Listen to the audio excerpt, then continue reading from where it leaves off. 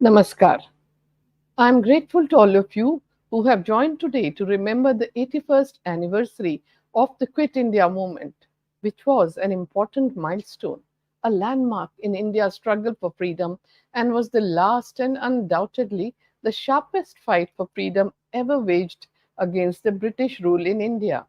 I thank the Embassy of India in Riyadh for hosting this talk during the commemoration of the 75th anniversary of India's independence. In August 1942, the Quit India movement was launched by Mahatma Gandhi during his speech, which demanded an end to the British rule in India.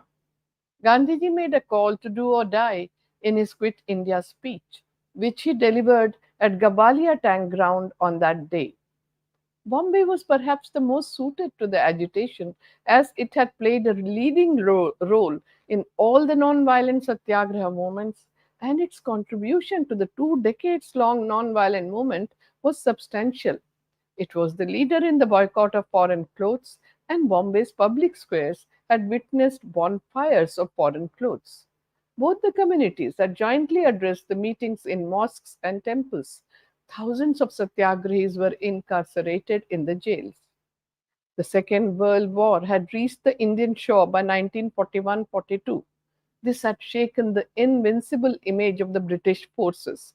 There was immense fear and anxiety among the Indian masses and resentment against the humiliating, uncivilized, and obscene behavior of the white soldiers towards Indians. Gandhiji appealed for calm amidst fear and uncertainty and recommended establishing of the village defense units to guard against looting and robbing in times of anarchy. There was famine in parts of India, and the government's action for supplying food to the remote areas proved difficult. Such and similar other incidences convinced Mahatma Gandhi to take a stand that the only solution was that the British should withdraw from India. He saw this as beneficial for both the parties, India and England. Therefore, Gandhiji demanded British rulers should withdraw from India. His demand for the British withdrawal was a result of the unnerving conditions created by the World War and his own assessment of the British character.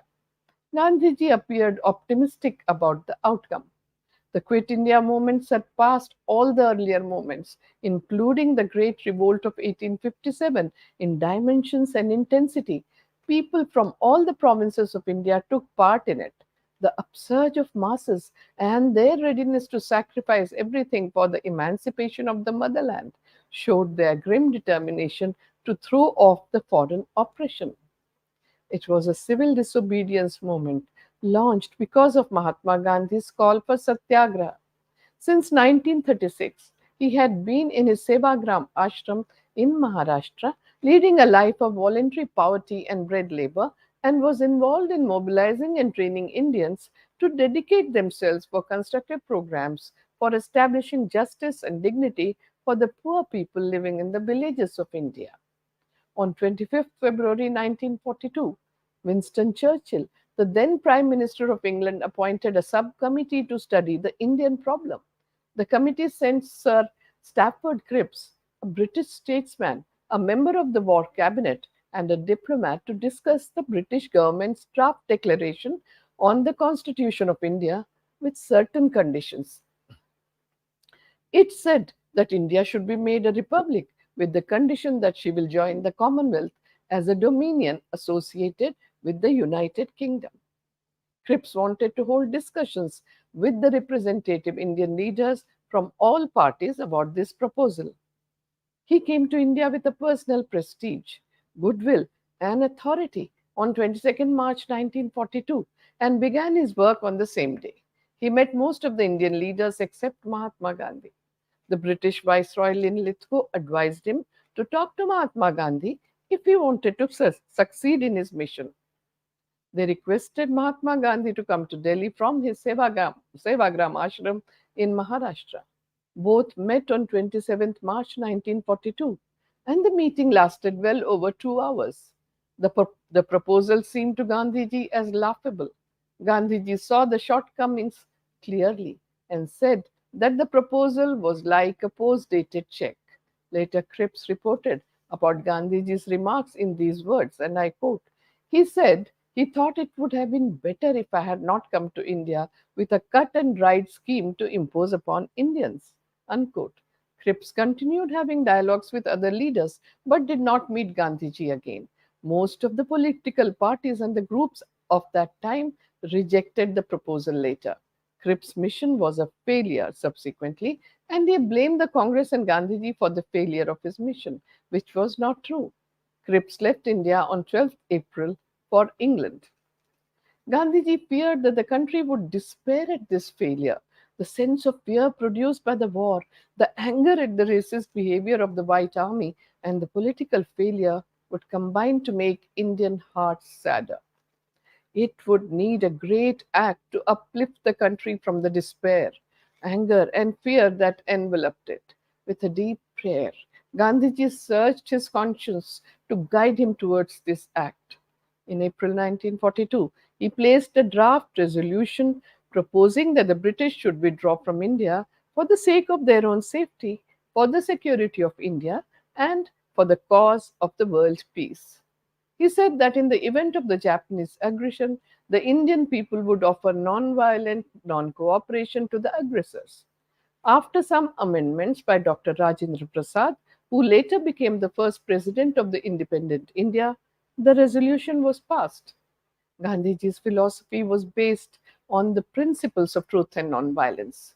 His dream was rooted in an immense and inexhaustible faith in the people of India. He had the confidence that the ordinary people of India were capable of offering enormous sacrifice for the freedom of the country. This could even include voluntary sacrifice of life by a large mass of people.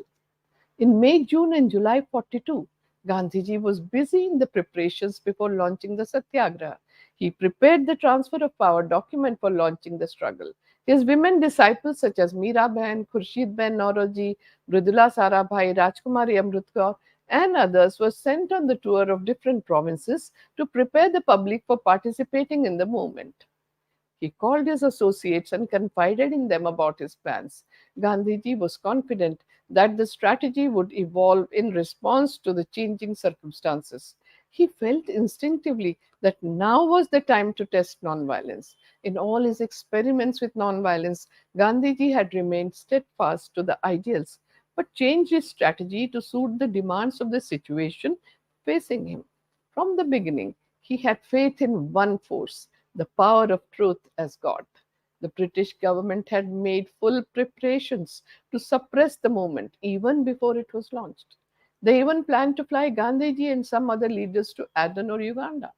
But it was given up in view of Gandhiji's health, opposition of the Indian members of the Viceroy's Executive Council, and it was decided instead to detain Gandhiji in Pune in Maharashtra. The main emphasis in the Quit India resolution was that non-violence is the basis of the movement. It also said that ending the foreign rule is our aim, subject to inexorable condition of non-violence. There was no mention of any type of sabotage and violence, and they directed the movement to follow the traditional practice of satyagraha. In the month of August 1942, two sides faced each other in the battle for freedom. On one side were the British rulers, on the other, an ocean of satyagrahis. The first side was led by Prime Minister Winston Churchill, who had declared that he had not assumed power to oversee the dismantling of the empire. The army of satyagrahis was led by a man who had discovered a new mode of struggle. He had experimented with it for over 3 decades and a half in two continents, and its method and usage had changed with every satyagraha. Mahatma Gandhi had brought a new turn and a new element to his strategy every time. The real strength of this leader was soul force, and his determination was no less than the man who opposed him. His associates were men and women of great virtue who had, through fiery ordeals, purified themselves. The millions of Indians were the foundation of the Satyagrahi army. The British government was prepared in every respect 4 days before the leaders met in Bombay in the first week of August 1942 for the session.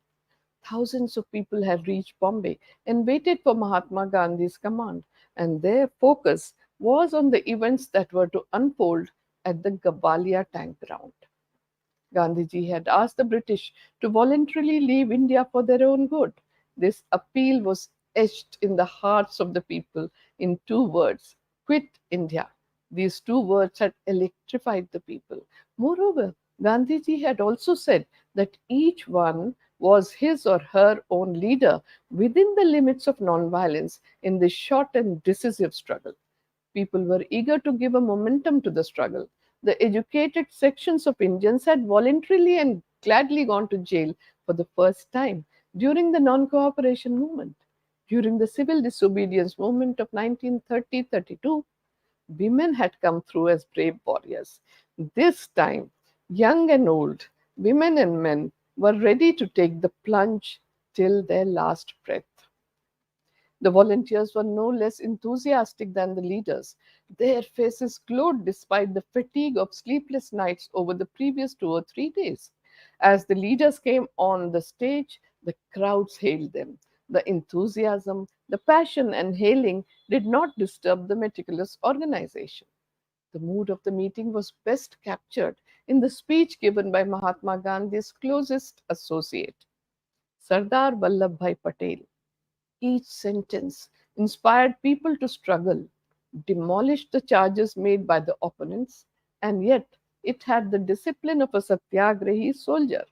In his speech, Sardar Patel said, and I quote, "We are starting last struggle for independence, so some persons threaten us and say that if we start the struggle, we will invite trouble. Some advise that we will be hampering war efforts. We have answers to all these threats and advice. We are promised independence after the war, but we have no faith that they will free us. We do not want to drive them by violence. Our weapon is non-violence. The weapon has enhanced our prestige since the last 20 years. Your act should be non-violent. The eyes of the world are fixed on us, and so everybody amongst us has to show to the world what and where India is. Till Gandhiji is out, he is our commander. But if he is arrested, then nobody's responsibility will be on nobody's head. All the responsibility will be on the heads of the Britishers. The responsibility of chaos will also be there. There is no other way.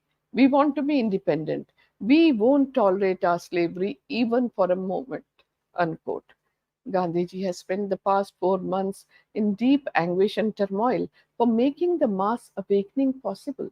When he rose to speak at the session, there was pin drop silence and high expectations among the leaders and the audience. He was not certain what he was going to tell people.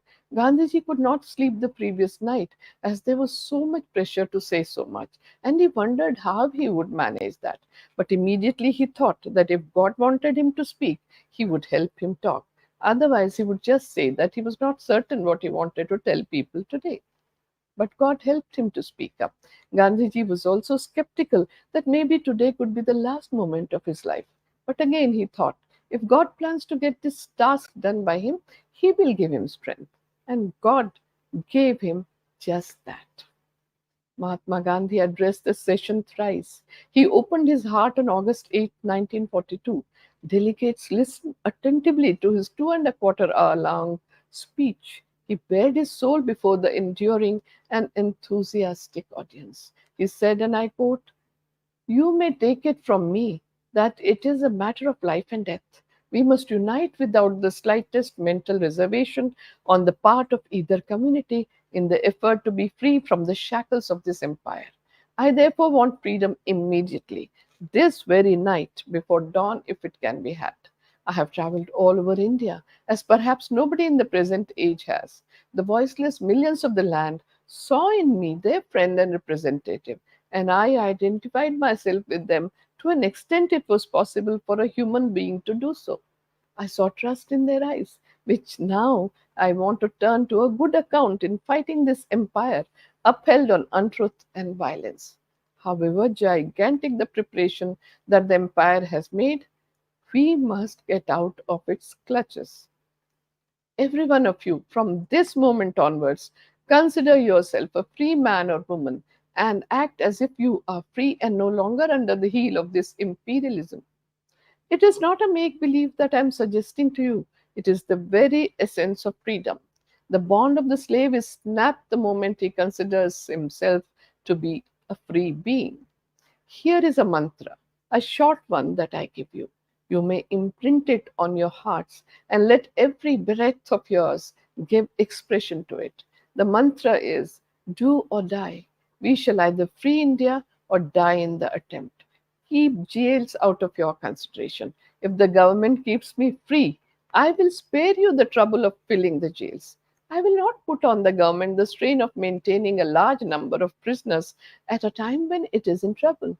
Let every man and woman live every moment of his or her life hereafter in the consciousness that he or she lives for achieving freedom and will die if need be to attain that goal. Take a pledge with God and your conscience as witness. You will no longer rest till freedom is achieved and will be prepared to lay down your lives in the attempt to achieve it. He who loses his life will gain it. He who seeks to save it will lose it. Freedom is not for the coward or the faint hearted. Unquote. Gandhiji made special appeals to the press, the princes, the public servants, and the students.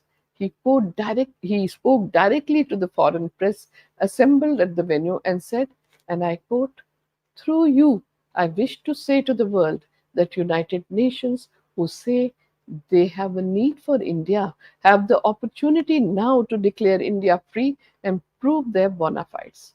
If they miss it, they will be missing opportunity of their lifetime, and history will record that they did not discharge their obligation to India in time and lost the battle. I want the blessings of the whole world so that I may succeed with them. Unquote. After the speech, the streets of Bombay were agog with rumors that Gandhiji and other leaders would be arrested. In the early morning of 9th August at 4 a.m., Gandhiji was arrested along with his secretary Mahadev Desai and his British disciple Meera Bahan. Sardar Patel was arrested earlier at night for his stern speech. Gandhiji's wife Kasturba Gandhi and another of his secretaries, Pyarelal Nayyar, were given a chance. They could accompany Gandhiji if they so desired, albeit as prisoners. Otherwise, they were not to be detained. It was a difficult problem for Kasturba Gandhi. Should she accept imprisonment or stay out to carry on Gandhiji's work? She sought Gandhiji's counsel, and Gandhiji said, and I quote, if you ask me what I would like you to do, then I would like that you address the Shivaji Park meeting in Bombay on my behalf and get arrested on your own right. But I would not prevent you from coming with me. It is possible that they may not keep you with me after your arrest. You should decide considering all these. Unquote. Kasturba Gandhi's predicament was severe. But she arrived on the great decision in a fraction of a moment. She spoke in a grave voice and said, and I quote, if you ask me what I would like to do, it would be to stay with you. But more than that, I would like to fulfill your desire. I will stay back. Unquote. On 9th August, as Kasturba Gandhi stepped out to address the meeting at Shivaji Park, she was arrested. Gandhiji's arrest marked the launch of the movement spontaneously. The government's response to the movement was quick. Almost all the leaders were imprisoned without trial within few hours of Gandhiji's speech. Many of the imprisoned stayed during the war in the prisons with no contacts from outside world. The city plunged into general strikes, processions, demonstrations, charkha spinning, picketing against shops of foreign clothes and liquor, flag salutation ceremonies, political meetings, and the outburst of popular unrest. After the arrest of numerous leaders, people took over the command of the movement. Quit India movement demonstrated tenacity and bravery, defiance and determination, forgiveness and perseverance of people. Famous leaders and little known or unknown men and women played a major role. They created history with their passion for the motherland and the drive for freedom. Gandhiji's leadership was charismatic and people's participation astounding. Although they had their moments of despair and desolation, they surpassed the obstacles of violent outbursts and repression by the British. Together, They opened uncharted avenues to reach the destination of independence. An aspect of the Quit India movement that is rarely spoken about is the way it encouraged Indian women to come out of the thresholds of their homes and raise their voice against the British rule. Women were active throughout the movement. As most of the leaders and men were behind bars, women took to the streets, raising slogans, holding public lectures, organized processions, distributed bulletins and other nationalist leaflets, held demonstrations, continued spinning, taught Hindustani, and brought Gandhiji's message in the precincts of home. The women of India at large were endowed with a new spirit on the call of Mahatma's do or die.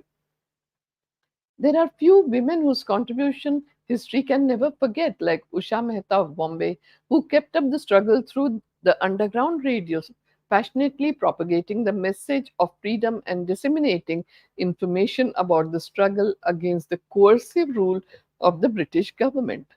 Aruna Asaf Ali unfurled the national flag at the hoisting ceremony at the Gavalia Tank Ground on August 9, 1942. Sucheta Kriplani established contacts with groups still active throughout India and encouraged them to continue non-violent activities. Dr. Sushila Nair was imprisoned with Kasturba Gandhi. Mahatma Gandhi and Mahadev Desai in Aga Khan Palace Jail in 1942. Rajkumari Amrit Kaur led processions day after day, faced the police brutality 15 times, and was arrested subsequently.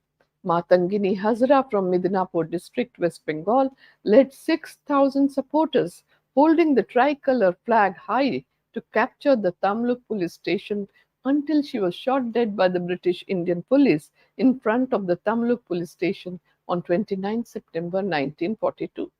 Students from various institutions and colleges were active during the movement. The government took recourse to arrest and firing, leading to further chaos and disorder. Unrest spread to the interiors of the Bombay Presidency. Like in the other provinces, the police and the British Army in India led a violent crackdown, arresting over 100,000 persons. The total civilian deaths after the Quit India protests, however, were closer to 1,000. The underground press contributed to getting Mahatma Gandhi's mantra out to the masses. Do or die became the unifying rallying cry for the civil disobedience campaign that spread across the subcontinent and lasted from August 1942 to September 1944. The traditional Indian attitude of passivity somehow vanished. This was truly something great accomplished by Gandhiji. Perhaps he himself was not aware of the forces he was unleashing. The greatest impact Gandhiji made was in making the Indians shed their innate fear. He restored to the Indians the erect posture and made them look any foreigner in the face. He made people shed the fear of heavy sticks, the prison, even the bullets. This was no mean achievement, and since it was done, it could not delay the freedom much longer. The Indian by 1930 had, so to say, found his soul. This came to be carried on a little further in the Quit India movement. What is remarkable is the fact that Gandhiji had faith in people's power right from the beginning of his struggle, a faith that rarely found an echo in the government or in the minds of the leaders and intellectuals of India. This was the faith that rattled the colonial rule in India, and this was the faith that stirred nationalist spirit during the Quit India movement. The momentum it provided in securing the country's independence proved unstoppable. The British government realized it was impossible to keep India under reins in the long run. Finally, India gained freedom on 15th August 1947. It was a defining moment in bringing an end to colonialism in other parts of the world too. As Gandhiji had visualized and predicted, the freedom to India paved way to the freedom to most of the colonies of Asia and Africa. I once again take this opportunity to thank the Embassy of India in Riyadh for hosting the talk. My special thanks are to all of you who have joined me online. Namaskar.